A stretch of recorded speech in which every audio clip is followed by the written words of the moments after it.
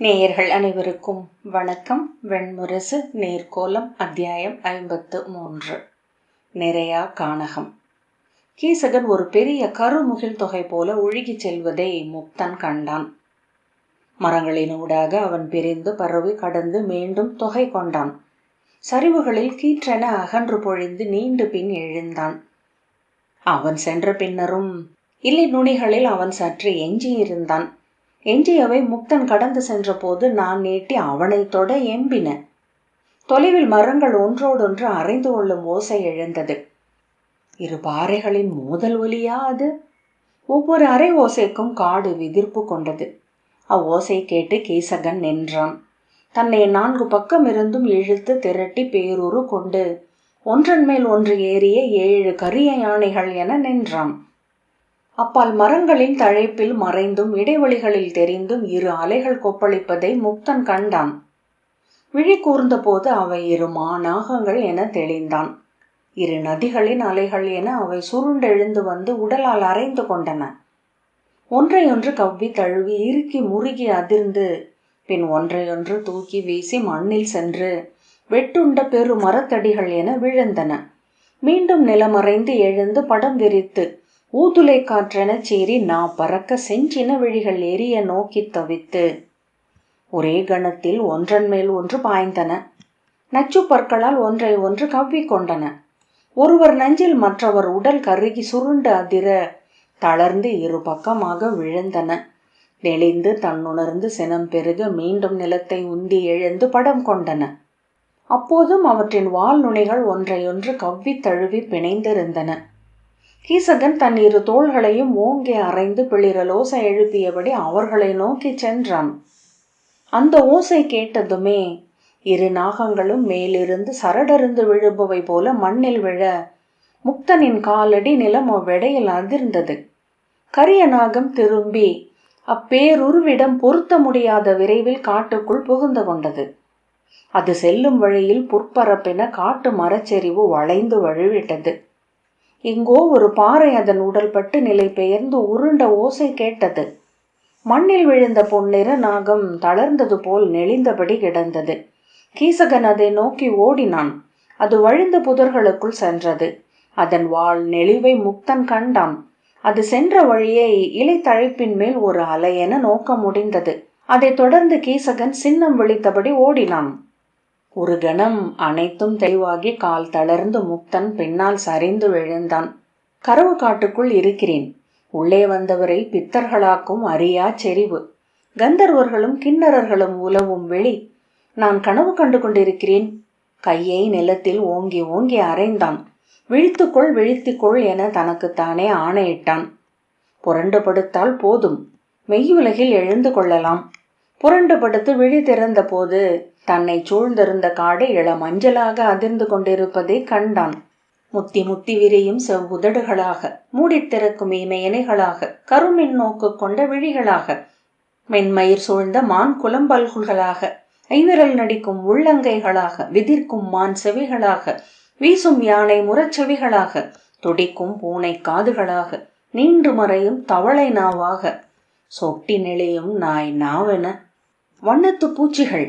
அவை ஒன்றை ஒன்று துரத்தி சுழன்றன. ஒன்றை ஒன்று கவ்வி காற்று சேக்கை மேல் காமம் கொண்டன. இரண்டென மிதந்தன. பிரிந்து மீண்டு உடல் கவ்வி கொண்டன. ஒளி நிறைந்த முகில்கள் கனவில் திறக்கும் இமைகள் என மெல்ல பிரிந்தன. உருகும் நெய்யின் நுரை என கரைந்து மறைந்து கொண்டிருந்தன. காற்று இசை என்றாகி சூழ்ந்து பறந்தது. ஒவ்வொரு இலை நுனையும் ஒரு சொல்லில் துடித்து கொண்டிருந்தது. அவன் எழுந்து நின்று சூழ நோக்கினான். புல்வெளியில் கால் தடம் தெரிய அதை தொடர்ந்து ஓடினான். மரங்கள் மிக குழைந்திருந்தமையால் மென்பஞ்சு தலையணைகளில் என அவற்றில் முட்டிக்கொண்டு சுழன்று சுழன்று சென்றான். யாழொலி குழைந்து குழைந்து ஒலிக்க கேட்டான். அத்திசையில் மெல்லிய பொன்னிற ஒளியில் இலை பரப்புகள் மின்னுவதை கண்டான். மரங்கள் நடுவே நின்றிருந்த சைரந்திரியை கண்டதும் அவள் அருகே கீசகனையும் கண்டான். கீசகன் வெண்முகில் என ஒளி கொண்டிருந்தான். அவன் 2 கைகளையும் விரித்த போது விரல்களிலிருந்து அந்த யாழ் முரளும் இசை எழுந்தது. கைகளை நீட்டி அவளை தழுவச் சென்றான். அவள் அவன் கைகளை தட்டி அப்பால் ஓடினாள். தூங்கலோசை நடை மாறியது. ஏந்திசை அகவலிசை பிரிந்திசை என அது கரைந்தது. கீசகன் பொன்னிறம் கொண்டு மேலும் ஒளிர்ந்தான். இசை துளி சொட்டும் விரைவு கொண்டது. பொன்மணிகள் பொற்தாளத்தில் உதிர்வது போல துள்ளலோசை. அவள் கை வீசி அவனை அடிக்க முயன்றாள். கை காற்றில் சுழல சீறி ஏதோ சொல்லி அப்பால் சென்றாள். அங்கு நின்றிருந்த வேங்கை மரத்தடியில் அதன் கரிய வேர்க்குவை மேல் ஒட்டி கொண்டாள். கீசகன் சிவந்த அனலென்றானான். அவன் கைகள் ஏறி கொழுந்தென நெளிந்தன. மயிலகவல் என, மான் சினிப்பு என, மடப்பிடி குரல் என அகவியது அவன் குரல். அவள் விலகி அப்பால் செல்ல அவன் தளிர் பசுமை கொண்டான். சிம்ம குரல் என அவன் ஓசை எழுந்தது. நெஞ்சில் ஓங்கி அரைந்து கூவியபடி நீல நிற தழலென எழுந்தான். அந்திமுகில் என அணைந்து கொண்டே சென்று கரிய உருவம் கொண்டான். செவி துளைக்க முழங்கியபடி அவளை அள்ளி பற்றி கொண்டான். அவன் பிடியில் அவள் திமிரி துள்ளி குரல் எழுப்பினாள். அத்தருண மரத்தின் மீதிருந்து பெரிய கருங்குரங்கு ஒன்று கீசகனின் தலைமயிரை பிடித்து கொண்டது. அவன் அவளை விட்டுவிட்டு அதன் கையை பிடிக்க அவனை அப்படியே மரங்களின் மீது தூக்கி கொண்டு சென்றது அது. கஜன் தன் முன் விழுந்த நிழலை முதலில் கண்டான். தலை நிமிர்ந்து நோக்கிய போது நெடுந்தொலைவு வரை அலையடித்து பறக்கும் நீண்ட குழலை சிறகு என கொண்டு பறந்து வந்து மெல்ல தன் முன் அமர்ந்த அப்பெண்ணை கண்டான். அவள் விழிகள் நீல மணிகள் என ஒளிவிட்டன. நீண்ட முகத்தில் மெல்லிய உதடுகளுக்குள் வெண் பற்கள் மின்ன அவனை நோக்கி சிரித்தாள். யார் நீ என்றான். என்னை மென்மொழி என்பார்கள் என்றாள். அவன் அவள் கைகளை பார்த்தான். அவை பட்டு துணி சுருள் போல மென்மையாக குழைந்தன. நீ கந்தர்வ பெண்ணா என்றான். அவள் புன்னகைத்தாள். அவனுக்கு அப்புன்னகையின் பொருள் தெரியவில்லை. நான் உன்னை முன்னர் கண்டிருக்கிறேன் என்றான். ஆம் என அவள் சொன்னாள். அவள் விழிகள் அவனை அருகே இழுத்து கொண்டிருந்தன. குளிர்ந்த காற்று ஒன்று அவனை பின்னின்று தள்ளி முன் செலுத்தியது. ஆம், நீ அவள் அரசியன் சேடியருடன் இருந்தாய். அவள் ஆம் என்றாள். உறக்க நகைத்து கைகளை விரித்து அவளிலும் நான் இருந்தேன் என்றாள்.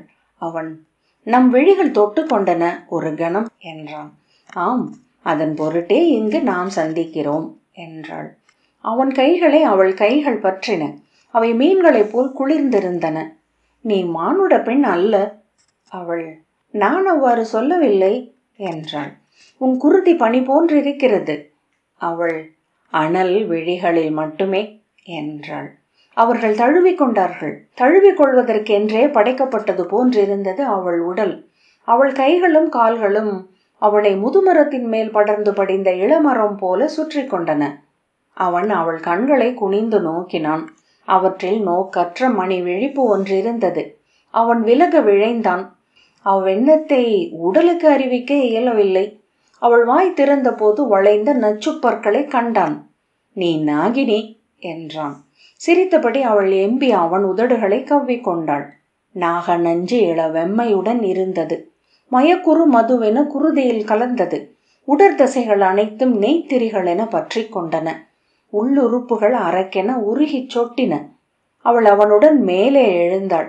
கிளைகள் விரிந்திருக்க இலைத்தழப்புகளை கால்களால் உந்தி உதைத்து மேலேறினாள். நில ஒளி அலையடித்த வெளியில் அவனுடன் மிதக்கும் போது அவர்கள் இணைந்து கொண்டனர்.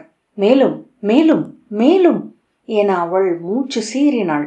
குருதி அனைத்தும் என அவன் சொன்னான். ஆம், குருதி அனைத்தும், அனல் அனைத்தும், சொல் அனைத்தும் என்று அவள் சொன்னாள். சுவை துண்ணும் நாவின் திளைப்பு, துளைத்து உட்புகும் புழுவின் தவிப்பு, வாலொன்றே உறுப்பென்றான தலைப்பெரட்டை, எரிந்து எரிந்து எரிந்து இருள் வெளியில் ஓடியது தழல் விண்மீன். இடியோசை எழுந்த வானில் எழுதிச் சென்றது ஒளி. தோன்றுவதும் மறைவதும் ஒரு கணம் என்றான ஓவியம். விழிகளில் அனல், சுடர் நின்றெறிந்த அகல். நோக்கும் தொலைவுகள் மடிந்து மடிந்து சூழ்ந்தன. இறுகி அணுவென்றாக்கி உண்டன. அப்பால் வெடித்து பெருங்குழி சுழி அலைப்பெருக்கென கரையறைந்து ஓலமிட்டன. விலகி மூச்செறிந்து ஓய்ந்து மெல்ல அடங்கி காலமிழந்து மீண்டு கண் விழித்து மறுபடியும் அனல் பற்றி கொள்வதற்கு முன்பு அவன் கீழே பார்த்தான்.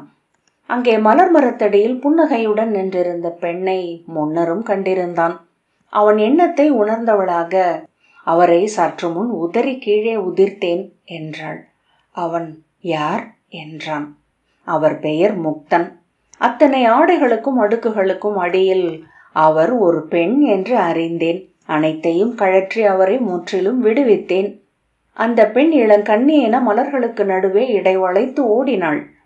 தாவி கிளை மேல் ஏறி உலுக்கி மலர்பெய்கைக்கு கீழே கைவிரித்து நின்று கூவிச் சிரித்து துள்ளினாள்.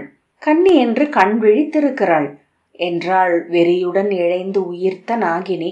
முக்தன் மலர் சோலையினூடாக சென்று அவர்களை நோக்கி திகைத்து நின்றான். இரு பேரொருவர்கள் தோளுக்கு தோள் நிகர் கொண்டு மற்போரிட்டனர். மத்தகங்கள் மோதிக்கொண்டன. அனலுடன் அறைபட்டன தசைகள். மலைப்பாறைகள் மண் வந்தவை போல விழுந்து நிலம் அதிர உருண்டனர். கைகளும் கால்களும் தங்கள் வஞ்சப்பெருக்கை தாங்களே கண்டடைந்து சீறி எழுந்தன. பின்னி முருகி அதிர்ந்து விலகி அரைந்து மீண்டும் முயங்கின. அவன் அவர்களை அடையாளம் கண்டு அலறி கை நீட்டியபடி முன்னால் ஓடினான். வலவன் கீசகனை தூக்கி மண்ணில் அடித்தான். அவனுடைய உதையை உருண்டு ஒழிந்து எழுந்த கீசகன் ஓங்கி அறைய நிலை தடுமாறி பின்னால் சரிந்தான். அரைந்து எழுந்து மீண்டும் அரைந்து விழுந்து எழுந்த போது கீசகன் ஓடை நீரில் விழுந்தான். சேருடன் கலங்கி புரண்டு அவன் எழ அவன் மேல் வலவன் பாய்ந்தான். இருவரும் புழுக்களென நெளிந்து எழுந்து நாணல் புதர் உலைய மேல் ஏறிய போது வலவன் பெருந்தோள் கொண்ட பெண் என்று மாறிவிட்டிருந்தான். உருள் மலைப்பாறை என முலைகள் இறுகி அசைந்தன. களஞ்சிய களம் என இடை விரிந்திருக்க ஒசிந்தசைந்து வந்து புன்னகைத்தாள். கீசகன் திகைப்புடன் அவளை நோக்கி சில கணங்கள் நின்றான். பின்னர் கை விரித்து அருகழைத்தபடி அணுகினான். இருவரும் தழுவிக்கொண்டார்கள். அக்கணம் வரை அங்கு நிகழ்ந்ததும் காதலே என்பது போல. அவ்வுடல் முயக்கை நோக்கி தன் உடலை உணர்ந்த போதுதான் பெண் என்று அறிந்தான். மூச்சில் முலைகள் எழுந்தமைய கைகளால் கழுத்தை வருடியபடி நீர்க்கரையை நோக்கினான். மறுகரையில் பாறை மேல் அமர்ந்திருந்த தனியன் நில ஒளியில் முடி இழைகள் ஒளிர விழி சரித்திருந்தான். நீரில் பாய்ந்து மூழ்கி நீந்தி சொட்டும் உடலுடன் அவன் முன் அவள் எழுந்தாள். சம்பவன் மலர் செண்பகத்தின் அடியில் அவளை கண்டான். தொலைவிலேயே அவள் விழிகள் நீலம் சுடர்வதை கண்டுதான் அருகணைந்தான். அவளை முகமறிந்திருந்தான். யார் நீ என்றான். என் பெயர் நறுமொழி என்றாள். அவள் இடையில் ஒரு சிறு குழுவி இருந்தது. அரை துயிலில் அவள் தோளில் கன்னம் பதிய முகம் புதைத்து அவனை தன் கருவிழி நிறைந்த கண்களால் நோக்கி கொண்டிருந்தது. உன்னை நான் கண்டிருக்கிறேன் என்றான். ஆம் என அவள் புன்னகை செய்தாள். நீ என அவன் அவளை அடையாளம் கண்டு கொண்டான். அவளில் நான் எழுந்தேன் என்றாள் அவள். இச்செண்பகத்திலும் நான் வாழ்கிறேன். இதன் விதை மண்ணில் பதிந்த போது நானும் புதைந்தேன். இதனுடன் முளைவிட்டு எழுந்தேன். 100 முறை பூத்து முற்றிலும் முதிர்ந்தொழிந்து மீண்டும் மீண்டும் நம்பிக்கை கொண்டு காத்திருக்கிறேன் என்றாள். என்னை இவர்கள் செண்பக குழல் மொழி என்கிறார்கள். 1000 முறை தொடுக்கப்பட்டும் எய்யப்படாயிலுக்கு என்பதனால் நான் அழியா கண்ணி, அருளும் தெய்வம். அவன குழவியை சுட்டி, அது உன் குழந்தையா என்றான். இல்லை, என்னை வந்தடைந்தவர்களில் ஒருவன். என் மைந்தன் என்று இவனை ஒக்கலில் எடுத்தேன் என்றாள். அவன் அவ்விழிகள் என்னை நோக்குகின்றன என்றான். அவனை நான் துயிலச் செய்கிறேன் என்றாள். அவள் கை அக்குழவியின் முதுகில் பட்டதும் அது விழிகளை மூடியது. அதை மெல்ல தட்டி மூச்செழ துயில் கொள்ளச் செய்து அம்மரத்தடியில் கிடத்தினாள். அவனை நோக்கி திரும்பி வருக என்றாள். நான் என்றான். நீங்கள் மாறுதர். மலர் மரங்கள் எவையும் விலக்கல்ல உங்களுக்கு. அவன் தன் உடல் பெருகுவதை உணர்ந்தான். கைகள் மயிரடர்ந்து விரல் நீண்டு கருங்குரங்குகளுடையவை போல் ஆயின. கால்கள் அகன்று பாதங்கள் கைகள் போல் மாறின. மரங்களுக்கு இணையாக பேரூறு கொண்டு எழுந்தான். நெஞ்சில் 2 கைகளாலும் அரைந்து கொண்டு பிளிரலோச எழுப்பினான். பாய்ந்து அவளை பற்றி தூக்கி கொண்டு மரங்களுக்கு மேல் எழுந்தான். குங்கன் தன் காயை நீக்கி வைத்து மீண்டும் ஒரு முறை என்றான். விராடர் காய்களை நோக்கியபடி விழித்து அமர்ந்திருந்தார். என்ன நிகழ்ந்தது என்றே அவர் அறியவில்லை. குங்கன் புன்னகையுடன் நோக்குக அரசே என்றான். ஆட்டத்தை அப்போதுதான் விராடர் புரிந்து கொண்டார். ஓ என்ற பின் மெல்ல தளர்ந்து, அனைத்து ஆட்டங்களும் உங்களுடையவை மட்டுமே. குங்கரே, ஆட்டத்தில் திளைக்கும் பொருட்டு என்னை உடன் அழைத்து செல்கிறீர்கள், வெல்ல விடுகிறீர்கள் என்றார். அல்ல, மெய்யாகவே அல்ல அரசே. எந்த ஆட்டத்திறனாளனையும் முன்னமர்ந்து எதிர்கொள்வது முடிவிலி. 3 தெய்வங்களையும் விட பெரியது அது. அதன் கைகள் உங்களுடையவை. புன்னகையுடன் தாடியை தடவியபடி, இங்கு இப்போது நான் வென்றேன். இதுவும் அதன் முடிவிலா தகவுகளில் ஒரு தருணம் மட்டுமே என்றுணர்ந்தால் வெற்றியும் தோல்வியும் நிகரென்று ஆகும் என்றான். விராடர், இதுபோல நான் ஆடியதில்லை நில ஒளியில் என்றார். அந்த ஆட்டத்தை குங்கன்தான் வகுத்தான். மாறும் நில ஒளியில் ஒவ்வொரு கணமும் என ஆட்டக்களம் மாறிக்கொண்டிருந்தது. காய்களின் நிழல்கள் நீண்டு ஒன்றையொன்று தொட்டன. இவ்வாட்டத்தில் நாம் முழு நிலவையும் சேர்த்து கொள்வோம் என்றான் குங்கன். காய்களின் நிழலை நீக்கி வைத்தும் களங்களின் வண்ணத்தை மாற்றியும் அது ஆடட்டும். காய்களின் நிழல் சென்று தொடுவதும் ஆட்டமே என்றான். விழிமயக்கும் உளமயக்கும் ஒன்றென கலந்தன. அருகிருந்து சேடியர் தேரலை ஊற்றி அழித்து கொண்டே இருந்தனர். ஆடுந்தோறும் மாறின ஆட்ட நெறிகள். என்ன நிகழ்கிறதென்றே அறிய முடியவில்லை. கைகள் தங்கள் விருப்பப்படி ஆடின. உள்ளம் வேறெங்கோ வேறேதோ ஆடிக்கொண்டிருந்தது. நான் வேறெங்கோ இருக்கிறேன் குங்கரே. பேருரு கொண்ட குரங்கு ஒன்றை காண்கிறேன். அதனுடன் மற்போரிடுகிறேன். பெருகும் நதிக்கரையில் அமர்ந்திருக்கிறேன். பெண் என்றும் ஆண் என்றும் உடலுரு மாறுகிறேன் குங்கன். அவை அனைத்தும் இங்கு இக்களத்தில் நிகழ்கின்றவையே. இதோ இது குரங்கு, அது மதகளிறு என்றான். ஆம் என்றார் விராடர். மீண்டும் ஒரு ஆடல் என்று கரு நிறத்தலானான் குங்கன். விடிவெள்ளி எழ இன்னும் சற்று நேரமே உள்ளது அரசே என்றாள் சேடி. அதுவரை ஆடுவோம் என்றான் குங்கன். அந்த ஆடுகளம் நில ஒளியில் மின்னும்படி நவச்சாரமும் மயில் துத்தமும் காக்கை பொன்னும் கலந்த வேதி பசையால் வரையப்பட்டிருந்தது. இளநீலம் என்றும் மென் பச்சை என்றும் வெள்ளி என்றும் பொன் என்றும் ஒளிக்கோணம் மாறுகையில் வண்ண தோற்றம் கொண்டன அக்கோடுகள். மான்களும் வெள்ளாடுகளும் புறவிகளும் எருதுகளும் களத்தில் நிறந்தன. அப்பால் 4 கரடிகள், 2 புலிகள், ஒரு சிம்மம் மையத்தில் நின்றது. ஒவ்வொன்றுக்கும் பெண். பெண் சிம்மம் எதிரில் முகமொடு முகமென நின்றது. உங்கள் கைகளுக்கு என்றான் குங்கன். ஆட்டம் தொடங்கியது. எப்போது ஆடத் தொடங்கினோம்? குடியும் உணவும் முடிந்ததுமே பட்டு விரிப்பில் களம் பரப்பி அமர்ந்தோம். கரு நிறத்தினோம்.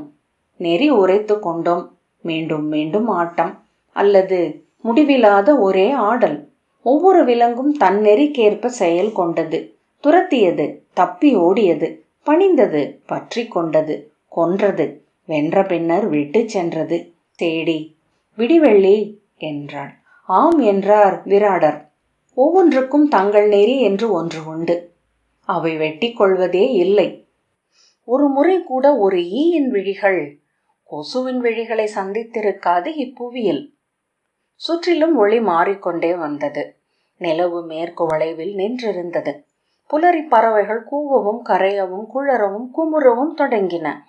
கருக்கள் ஒவ்வொன்றும் இரட்டை நிழல்கள் கொள்ள ஆட்ட நெறிகள் அனைத்தும் முழுமையாக கலைந்தன.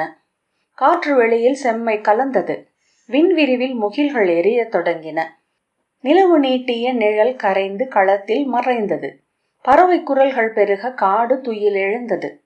குங்கன் முழுமையாகவே ஆட்டத்தில் ஈடுபட்டிருந்தான். சூழ என்ன நிகழ்கிறது என்றே அறியாதவனாக. ஆட்டத்தில் இப்படி முழுதும் மூழ்க வேண்டும் என்றால் இது இங்கல்ல, அவனுள் நிகழ வேண்டும். இங்கு நிகழ்பவை அங்கு விரிந்தால் அது முற்றிலும் பிரிதொன்று. ஆட்டம் நிகழ்ந்து கொண்டிருக்கையிலேயே களம் மறையத் தொடங்கியது. அவர் குங்கனை நோக்கினார். அவர் பெண் சிம்மத்தை நீக்கி வைக்க அதன் காலடியில் களம் முற்றிலும் அழிந்துவிட்டிருப்பதை உணர்ந்து நிமிர்ந்து நோக்கினார். இலைகளினூடாக வந்த காலை கதிர்கள் ஒளிர் வாள்கள் என மண்ணில் ஊன்றி சுடர்விட்டன. இலைகள் காற்றில் அசைய 100கணக்கான வெள்ளி முனை அம்புகள் தெரித்தன. சேடியிடம் காய்களை அள்ளி பெட்டிக்குள் வைக்க கையசைவால் ஆணையிட்டான் குங்கன். தீர்க்கன் காவல் மாடத்தின் மீது ஏறி வந்தபோது எதிர்வெயில் நன்றாக எழுந்து கண்கள் கூசின. நீர் வழியும் விழிகளை விரல்களால் அழுத்தியபடி முளைக்கயிற்றில் இருந்த மாடத்தின் மீது கால் வைத்து நின்று கைகளை தூக்கி சோம்பல் முறித்து, துயின்று விட்டீரா மாலரே என்றான். மாலர் அவன் ஏறி வரும் ஓசையில் விழித்து கொண்டிருந்தாலும் எழவில்லை. மடியிலிருந்த வேலை அப்பால் வைத்துவிட்டு, இந்த காவல் மாடத்தில் கருக்கிருள் காலையில் கண்ணயராதோர் எவரும் இல்லை என்றார். நீங்கள் கண்ணயர்ந்தீர்களா என்றுதான் கேட்டேன் என்றான் தீர்க்கன். அவர் எழுந்து சோம்பல் முறித்து, நான் துயின்றமையால் தான் நீ வெயில் எழுந்த பின் வர முடிகிறது என்றார். நான் படுக்கைக்கு சென்றதே கருக்கிருள் செறிய தொடங்கிய பின்னர்தான் என்றான் தீர்க்கன்.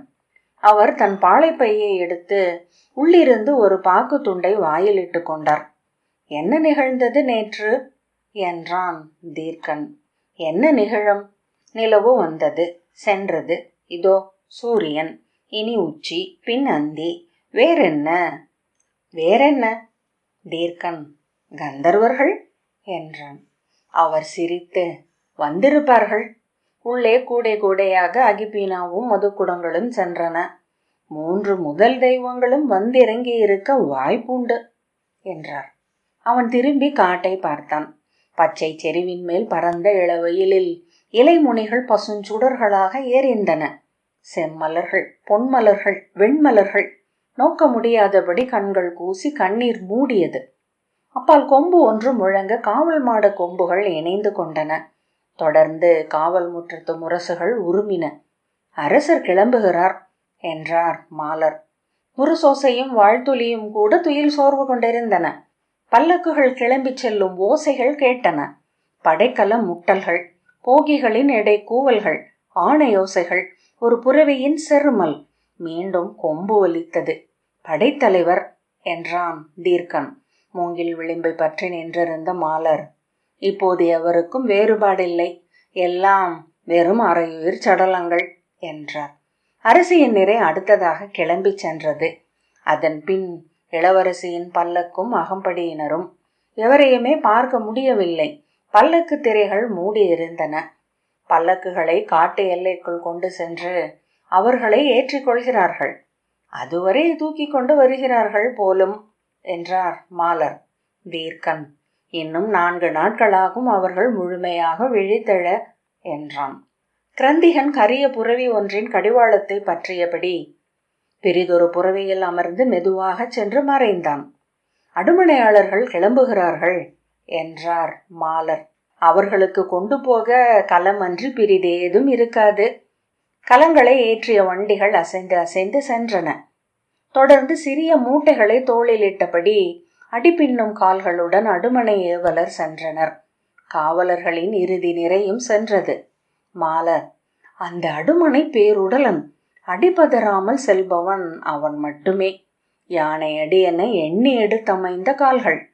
அவன் மானுடனே அல்ல, மண்ணிறங்கிய ஏதோ தேவன். நான் சொல்கிறேன்.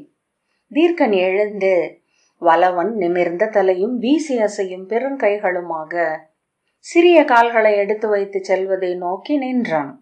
பின்னர் காவல் முற்றம் முற்றிலும் ஒழிந்தது. செல்வதற்கு முன் அதை அவர்கள் முற்றிலும் தூய்மை செய்திருந்தமையால் அங்கே ஏதேனும் நடந்ததா என்றே அறிய முடியாதபடி அது வெறித்து கிடந்தது. 7 கதிர் ஒளியின் ஆற்றின் அலைகள் ஒளி சிதறி நெளிந்தன. 7 கதிர் ஒளியில் ஆற்றின் அலைகள் ஒளி சிதறி நெளிந்தன. கரையோர மரங்கள் ஒளி அலை சூடி நின்று நெளிந்தன. தீர்க்கன் திரும்பி கரவு காட்டை பார்த்தான். அவன் என்றும் பார்க்கும் தனிமை மூடிய காடு. அத்தனிமை கலைக்கப்படவே இல்லை என அவனுக்கு தோன்றியது. நீர்க்கோலம் 53வது அத்தியாயம் இத்துடன் நிறைவு பெற்றது. நன்றி.